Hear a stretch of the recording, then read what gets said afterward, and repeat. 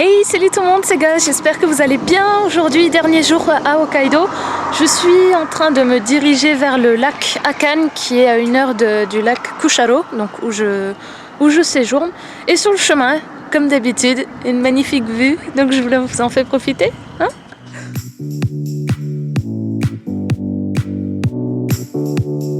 Bon, je viens d'arriver à Akan. Voici le centre d'information qui est super grand et super joli. Il parle en anglais, il y a énormément de cartes en anglais aussi. Donc si vous allez à Akan et que vous souhaitez monter certaines montagnes, je vous conseille de venir ici. Donc là on est au bord du lac, mais on va commencer par le Mae Akan, donc la montagne femelle apparemment, parce que c'est ce qui va prendre le plus de temps. Et comme là il fait vraiment bon, je préfère en profiter maintenant. Donc voilà, c'est parti pour la montée. Bon, je viens d'arriver au lac Onetto, qui est 1/2 de là où j'étais tout à l'heure, du centre d'information. Et c'est juste à côté, en fait, il y a un des points de départ pour gravir Mae Akan. Konnichiwa. Et en fait, ce lac, il est incroyable parce que l'eau, elle est tellement claire. Elle est bleue, mais c'est trop magnifique.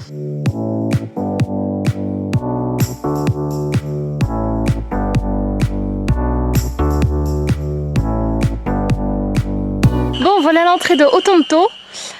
Donc il y a trois points de départ pour monter le Mae Akan. Celui-ci n'est pas le plus long, ce n'est pas le plus facile non plus, mais apparemment c'est le plus beau. Donc voilà. Apparemment on aura une belle vue sur le lac qu'on a vu juste tout à l'heure, donc celui de Otonto, mais aussi sur celui de Akanko. Et il y a un petit message à l'accueil. Il y a un petit message à l'entrée qui dit que cette montagne est un volcan actif. Faites attention aux pierres, aux trous et aux gaz empoisonnés. Donc voilà, c'est parti.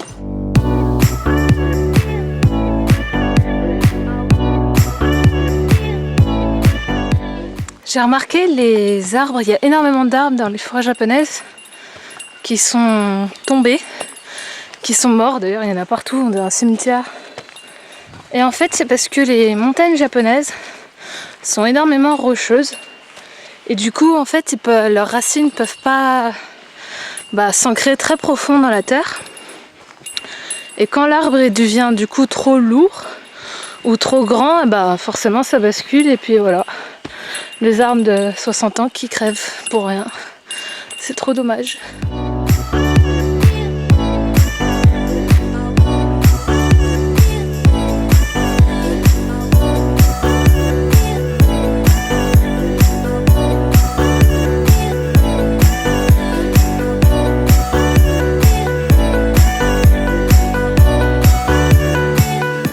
Je vois enfin le bout. On arrive en haut là.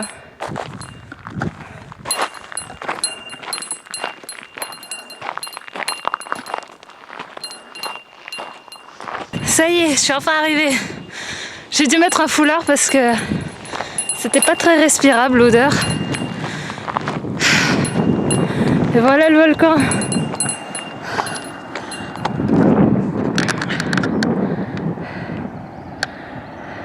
Et de l'autre côté, avec en face le lac Akan où j'étais ce matin.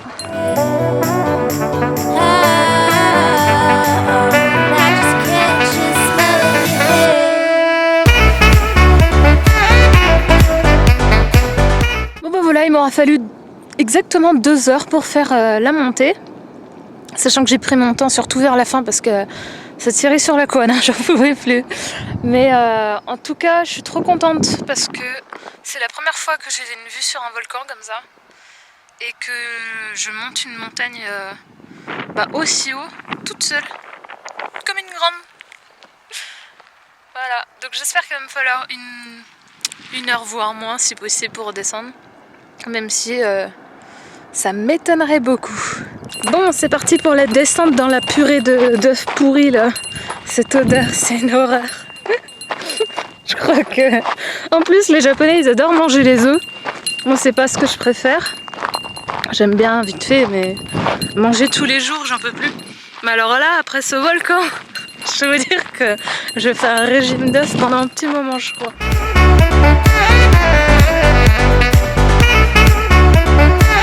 Bon, voilà la destination. La voiture, elle est garée là-bas. Magnifique petit lac. C'est pas à côté, hein. 45 minutes pour faire la descente, trop fière. Ça vaut bien un trophée platine, ça. Putain, en fait, c'est là que j'étais, c'est ouf.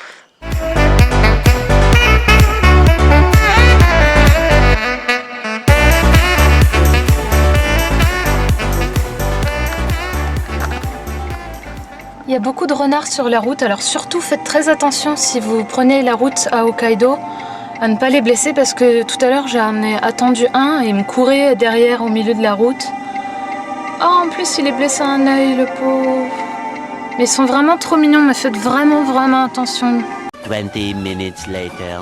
Alors, à l'extrémité est du village, la ville, je sais pas trop, de Akan, il y a une petite promenade. Ouais, parce que j'ai pas assez marché aujourd'hui. Et apparemment, ça donne sur un onsen qui est au bord du lac. Mais outre ce petit onsen naturel, il y a un ponton d'où on devrait avoir une super belle vue sur le lac. Donc on va aller voir ça. Parce que de ce que j'ai vu, il n'y a pas énormément de spots où voir le lac. Donc on va aller ici. Voilà les sources d'eau chaude. La gueule. Enfin, là c'est plus une source de boue.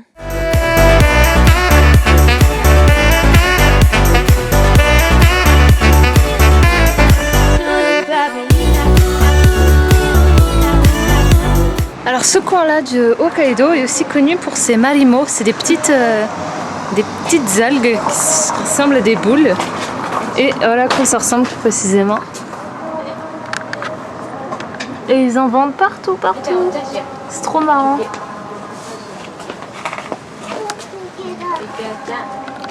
En fait c'est tout mou, c'est trop marrant. Et là c'est pas mal de boutiques. Ils vendent que des objets dans le style des Ainu en fait, puisque c'est ici surtout que sont les derniers. Voilà, pas mal de structures en bois, un petit marimo. Ah, c'est trop doux. Regardez comme il est gros celui-là.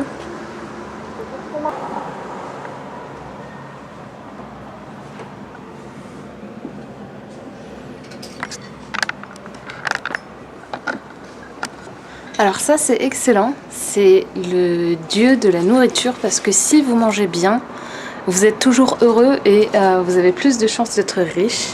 Et c'est une création originale du monsieur qui est juste là, c'est incroyable.